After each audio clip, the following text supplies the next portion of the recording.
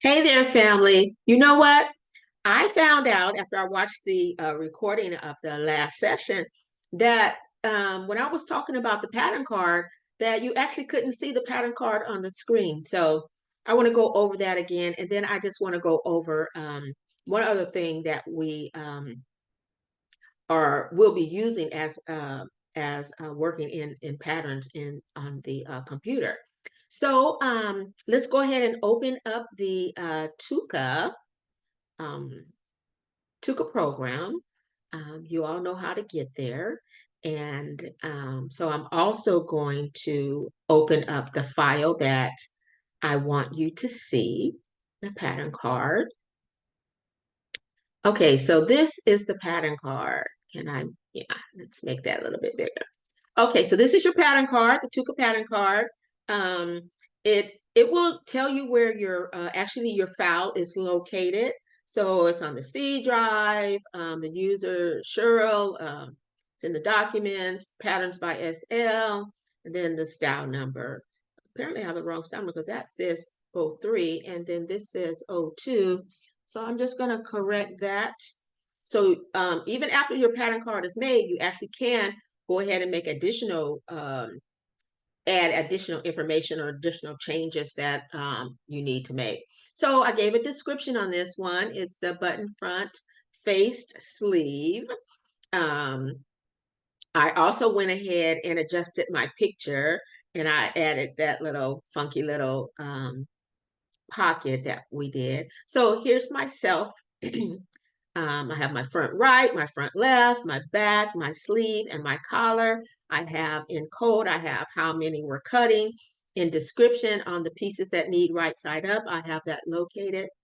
And in the next area is our fuse. So we're fusing our collar, our facing, and our sleeve facing. And of course, we have our cut information there. In contrast one, which is the facing and the sleeve facing, giving the descriptions. And there's contrast two. We have a pocket and we have a pocket side. And see the little diagram of the pattern pieces here in this area. And then there's that template that I put, I made. Um, and then this is the trim area where you add your buttons or any trim that you have on your garment. You also want to identify um, the number of trim pieces that you're using because this pattern card, of course, will be used for costing and the bill of material. So if there was any outside work, we talked about sending out the fused collar, sending out the fusing for the sleeve facing, the fusing for the front facing. And if there was some special instruction, so we said we're going to send out wash after this is sewn. But actually, I should say send out um, garment, garment. Oh no, y'all know, I don't go for all that little small. Okay, so send out garment wash. So when you say garment, you already know it's sewn. Okay, so this is the Tuka. This is the Tuka pattern card. So we're going to go ahead and stop sharing that.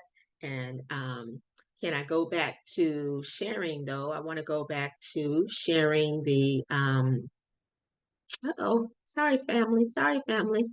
I want to go back to sharing the Tuka program. Okay, so there is our shirt. And so it does have the pattern card. It has the pattern card because we went to file, we went to preview, we attached the picture that we wanted. I'm just going to close that. We went to Excel and then we launched Excel and yes, it's asking if I want to overwrite. Oh, it's not working probably because yeah, I want to replace it because I had open maybe. It's because it's open already open down there. Maybe that's why it's not opening. Not quite sure. Anyway, so that completes this button front pattern. So I wanted us to try something new, something that we may not have done before. And so what we're going to do is we're just going to put up a new workspace. Save changes. We can say yes, but we know we haven't made any changes. And so when we pull up a new workspace, our rectangle card wants to come up. And mostly I keep mine set on 3 by 3.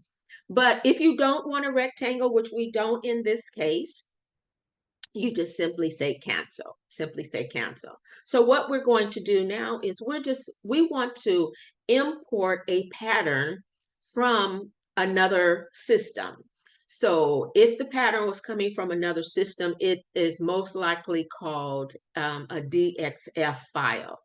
So I save my Tukas in the AAMDXF files. They seem to give you a better, they don't add additional points and lines and things. So I like that. You can use regular DXF, but you will notice when you go to import it in that you'll have some extra lines and points and things that you didn't ask for.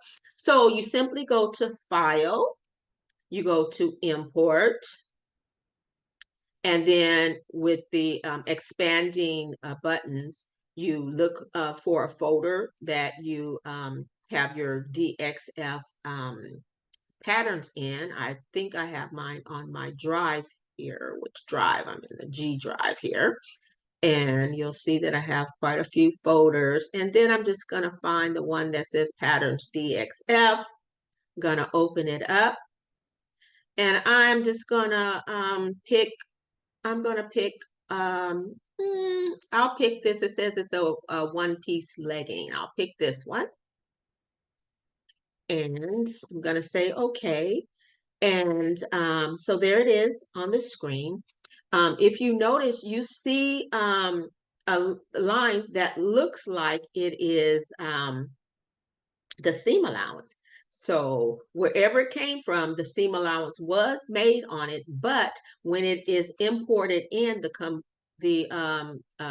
Tuka system, it's really trying to hold all your lines and everything. So you have to modify this internal lines. They are now internal lines, and you have to make them into seam allowance again. So you simply go to seam and you go to sew internals to seam. And that's it. That's it. And then you just go ahead and save it. I like to do File, Save As, because I want to put it in a particular place. So now it has become a Tuka design file. And the tail of it will be TUD, or Tuka design file. So I'm just going to save it. And there it is. So let's clear this, the work area again. Notice that 3 by 3 came up. We're going to cancel that. So we go to File, we go to Import. We're going to get those expanding buttons, and there is the folder there.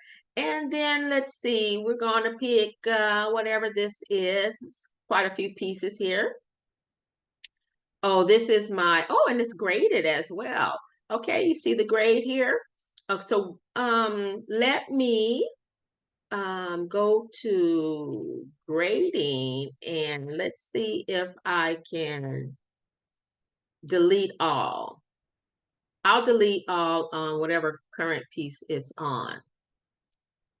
Notice that the front grading disappeared. So I just wanted you to be able to see the internal line a little bit better. My colors are a little close to each other where you may not see. But I'm going to go to seam, and I'm going to go to sew internals to seam. And there we have it. And so this is now, so I can now go to seam, and I can now say switch to sew. So did you notice the change? My dotted line is now on the outside. And if I was on, okay, let's go ahead and take the grading off of the sleeve here. So I'm going to go to grading. I'm going to go to delete all. Let's do current piece only. And so here's the sleeve. If I try to go to seam, I can't even, it doesn't even highlight um, that I can switch from my sew line to the cut line. It only has the cut line. So, but once I go to sew internal to seam, did you notice that? Now I should be able to go to seam and I should be able to say switch to sew. Okay, so that is importing. So this could be imported from a Gerber, Lectra, Pad, Optitex, um, whatever programs are out there. If you can do the DXF importing, you're also able to export it out into a DXF file. So let's do that. So I'm going to pull up one of the patterns that we made in class. So we'll just go ahead and get that the basic button front. Save changes no. I'm going to say save changes no. So let's go ahead and as if we were sending this file to someone who is on a different computer system. So we are going to say file, export, and then we have to tell the computer where we want to send this file to. So most likely it would be your memory drive somewhere, and you just find the folder you wanted to put it in, and then you just say save, and then you follow through and say okay. And yes, all pieces. Yes. And it's as simple as that. And you have just use the tools for import and export. Okay. See you next time. I have to stop sharing, huh? Yeah, this is new to me. This is new to me. Okay, so let me find Zoom here. And where is it? Okay. All right, family. Stop the sharing. And there I am again. All right. I'll see you soon. See you soon. Bye now.